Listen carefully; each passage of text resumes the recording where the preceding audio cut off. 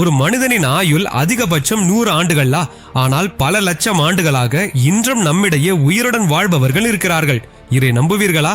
இவர்களை சப்த சிரஞ்சீவிகள் என்கிறோம். இவர்களுக்கு மரணமே இல்லை. ஆனால் முக்கியமான கேள்வி, இவர்கள் இன்னும் ஏன் உயிருடன் இருக்கிறார்கள் என்பதே. இந்த 7 அமரர்களும் யுகங்கள் மாறினாலும் யாருக்காக காத்திருக்கிறார்கள்? பிரம்மாண்டம் அழியும் வரை இவர்கள் ஏன் உயிருடன் இருக்க வேண்டும்? இதற்கு பின்னால் உள்ள அந்த கதையை நம்மும் ஆழமாக தெரிந்து கொள்ளலாம். வீடியோவை ஸ்கிப் செய்யாமல் முழுவதும் பாருங்கள்.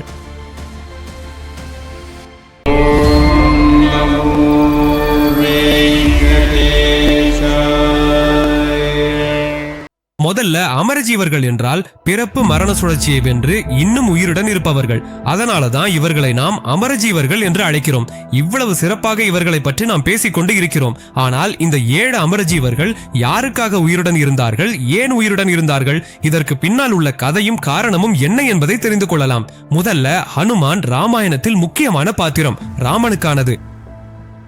ராமனுடன் மட்டுமல்ல, எல்லாருக்கும் ஹனுமான் மிகவும் பிடித்தவர். சூடியக்காவின் 11வது அவதாரமாக ஹனுமான் என்று சொல்கிறார்கள். அதேபோல் நம் சம்ஸ்கிருத ஸ்லோகங்களில் சப்த சிரஞ்சீவிகளின் பெயர்களில் ஹனுமானின் பெயரும் இருக்கும். இன்னும் இன்று ஹனுமான் எங்கே இருக்கிறார் என்ற கேள்விகளுக்கான பதில் ராமாயணத்தில் உள்ளது. இராவணாசுரன் சீதாதேவியை இலங்கைக்கு கொண்டு சென்ற பிறகு சீதாதேவி நீண்ட நாட்கள் துக்கமாக இருந்தாள். ஹனுமான் தன்னுடன் கொண்டு வந்த ராமரின் செய்தியால் அந்த துக்கத்தை நீக்குகிறார். அப்போது பிரம்மாண்டம் முடியும் வரை நீர் சிரஞ்சீவியாக இருப்பாய் என்று சீதாதேவி ஹனுமானுக்கு வரமளிக்கிறார். இன்னொரு கதையும் உள்ளது. அதாவது ஹனுமான் தனது பிள்ளை பருவத்தில் ஆகாயத்தில் பிரகாசிக்கும் சூரியனை பார்த்து அதை ஒரு பழம் என்று நினைத்து மேலே பறந்து சென்று சூரியனை உண்ண முயற்சிக்கிறார். அப்போது இந்திரன் வஜ்ராயுதத்தால் ஹனுமானை தாக்கி காயப்படுத்துகிறார். அப்போது ஹனுமான் உணர்வு இழக்கிறார். அவரை பார்த்த பவன் தேவன் கோபத்துல உலகையே நிலைநிறுத்துகிறார். காற்று இல்லாம பூமியில் மனிதர்கள் மற்றும் பிற உயிர்கள் தவிக்கின்றன. அப்போது பிரம்மதேவன் மற்றும் தேவதைகள் அனைவரும் தோன்றி ஹனுமான் எப்போதும் சிரஞ்சீவியாக இருப்பார் என்று ஆசீர்வதிக்கிறார்கள் என்று வரம் வழங்குகிறார்கள். இந்த பிரபஞ்சம் அழியும் வரை ஹனுமான் சிரஞ்சீவியாக இருப்பார் என்று கூறப்பட்டது. 2வது பரசுராமர். இவர் மகாவிஷ்ணுவின் 6வது அவதாரம். பரசுராமரின் தந்தையை ஒரு க்ஷத்ரியன் தலை நறுக்கி கொன்று விடுகிறான். அதனால் கோபம் அடைந்த பரசுராமர் கோடிக்கணக்கான க்ஷத்ரியர்களை கொன்று விடுகிறார். பீஷ்மர், துரோணாச்சாரியர் மற்றும் கர்ணனுக்கு பரசுராமர் ஆசான். கல்கி புராணத்தின்படி கலியுக முடிவில் வரும் கல்கி அவதாரத்துக்கும் பரசுராமரே ஆசான். அவரே எல்லா கல்விகளையும் கல்கிக்கு கற்றுக் கொடுப்பார் என்று விஷ்ணுமூர்த்தி கூறினார். கடைசி அவதாரமான கல்கிக்காக காத்திருக்கும் போது பரசுராமர் மகேந்திர பர்வதத்தில் தவம் செய்திருப்பதாக புராணங்கள் சொல்கின்றன. 3வது அஸ்வத்தாமா. இவர் மகாபாரதத்தில் ஒரு முக்கியமான பாத்திரம். அஸ்வத்தாமா மிகவும் வலிமையானவர். பாண்டவர்கள் மற்றும் கௌரவர்கள் இருவருக்கும் ஆசானாக இருந்த துரோணாச்சாரியரின் மகனே இந்த அஸ்வத்தாமா. புராணங்களின்படி அஸ்வத்தாமா ஒரு பெரிய யோதா. 64 கலைகளிலும் இவருக்கு முக்கியத்துவம் உண்டு. ஒரு நாள் அஸ்வத்தாமா அர்ஜுனன் மீது பிரம்மாஸ்திரத்தை செலுத்துகிறார். ஸ்ரீகிருஷ்ணரின் ஆலோசனைப்படி அர்ஜுனனும் அஸ்வத்தாமாவை நோக்கி பிரம்மாஸ்திரம் செலுத்துகிறார். இந்த 2 பிரம்மாஸ்திரங்களும் ஒன்றுக்கொன்று மோதினால் பிரம்மாண்டம் முழுவதும் அழிவடையும் என்று வியாச மகரிஷி எச்சரிக்கிறார். இருவரையும் தங்கள் பிரம்மாஸ்திரங்களை திரும்ப பெற சொல்கிறார்.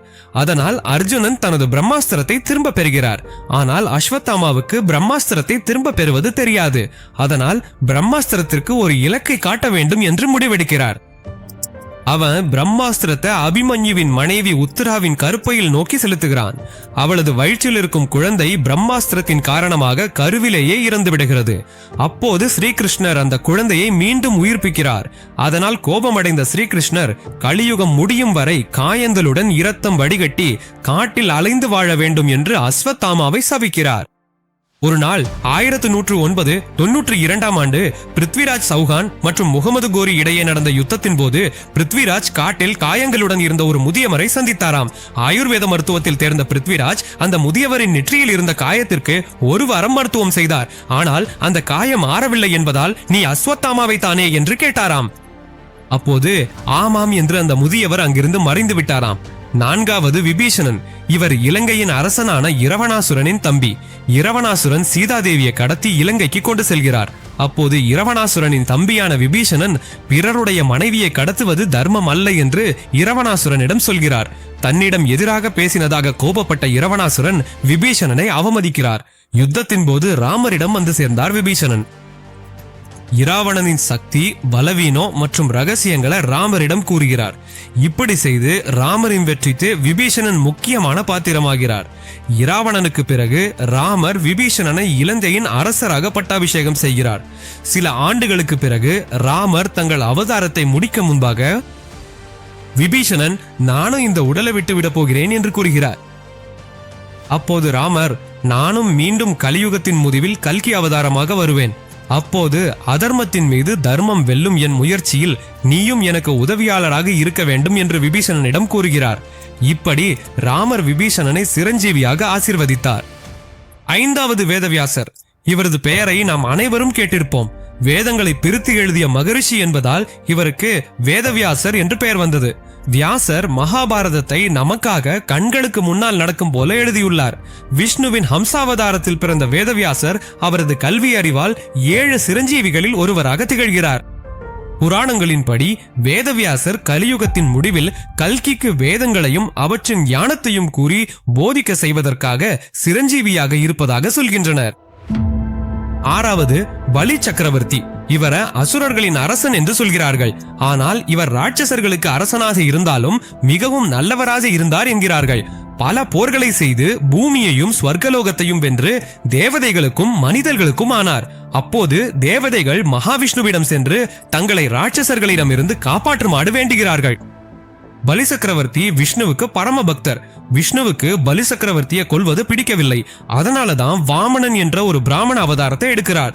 பிறகு பலி சக்கரவர்த்தி அசுவமேத யாகம் செய்த பிறகு எல்லாருக்கும் பரிசுகள் வழங்குகிறார். அந்த சமயத்தில் வாமனன் பலி சக்கரவர்த்தியிடம் 3 அடிகள் நிலம் வேண்டும் என்று கேட்கிறார். 3 அடிகள் தானே, எடுத்துக்கொள்ளுங்கள் என்று சக்கரவர்த்தி சொல்கிறார். அப்போது வாமனன் வடிவில் இருந்த விஷ்ணு திரிவிக்ரமன் வடிவத்திற்கு மாறி 1 அடி சொர்க்கத்தில், இன்னொரு அடி பூமியில் வைத்து 3வது அடியை எங்கே வைக்கலாம் என்று சக்கரவர்த்தியிடம் கேட்கிறார்.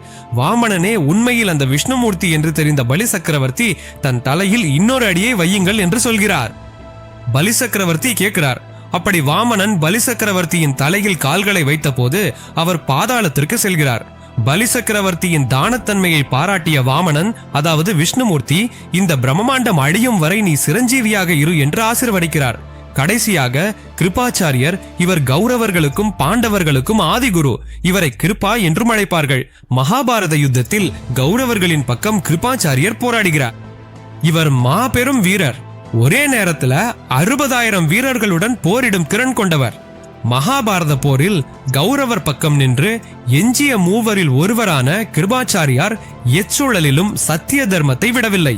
அவரது நம்பிக்கையை பாராட்டி ஸ்ரீகிருஷ்ணர் அவரை கௌரவித்தார். கிருபாச்சாரியருக்கு சிரஞ்சீவித்துவம் வழங்கப்பட்டது. இதுதான் இன்னும் உயிருடன் இருக்கும் 7 சிரஞ்சீவிகளின் கதை.